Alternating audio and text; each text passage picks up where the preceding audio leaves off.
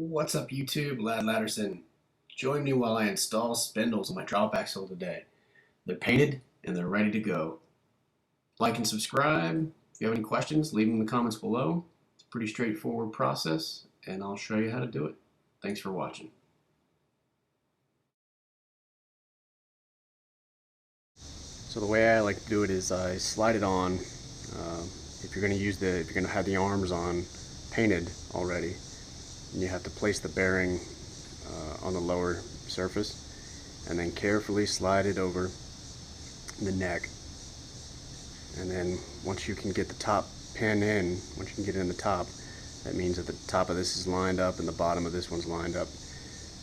Then you kind of have to push around the bearing on the bottom to get the pin lined up. And then remember that you're going to have the notch that locks the kingpin in. You have to keep it facing this hole. And there is some wiggle room in that. I mean, you can have it all lined up and still pull that pin back up, or you can tap it from the underside and push it back up to make sure you have it lined up so you can get the locking pin in there. So let's see if we can get this bottom bearing lined up and get the kingpin all the way down.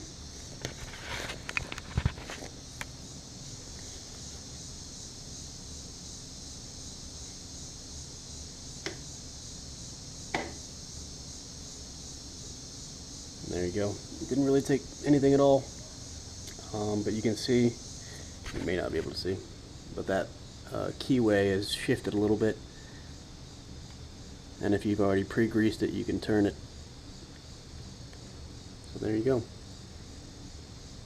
Next we'll drive the pin in there to lock the kingpin down. We'll install the Zrks for greasing the kingpin. That's about it.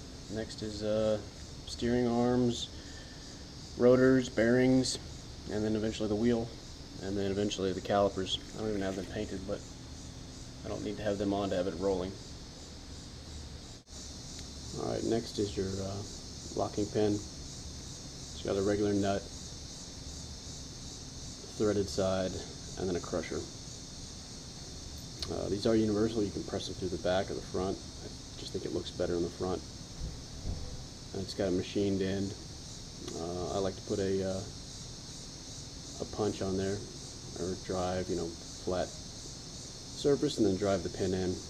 But the important part is that, see, it's not completely round. It's got this tapered side to slowly apply more pressure and lock that keyway in. You just want to get it started.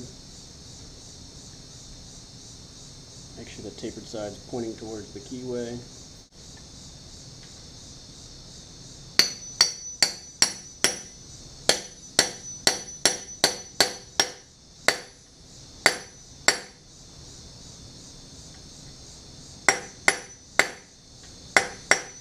Alright, that took longer than it should have.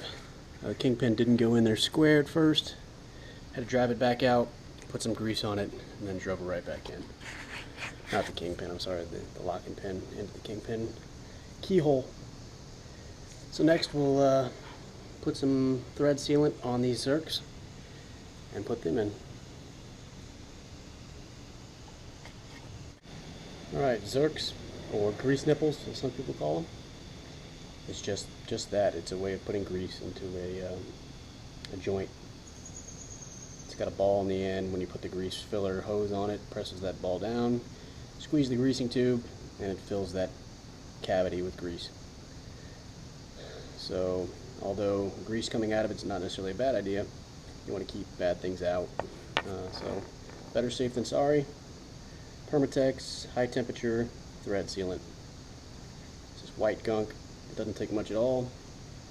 Just put a little dot on the side of it,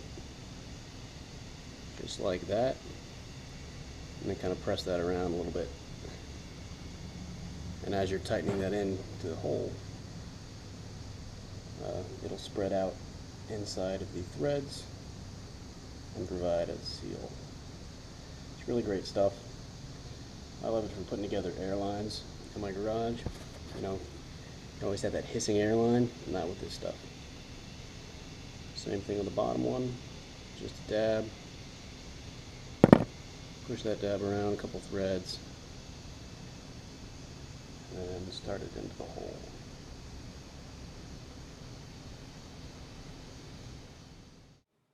And that's it for part 1. Real simple. Part 2 will be installing the brake rotors, putting the bearings in there, greasing them up, putting the nut on the outside, and then all you gotta do is put the wheel on after that. Thanks for watching. Like and subscribe. Have a great day.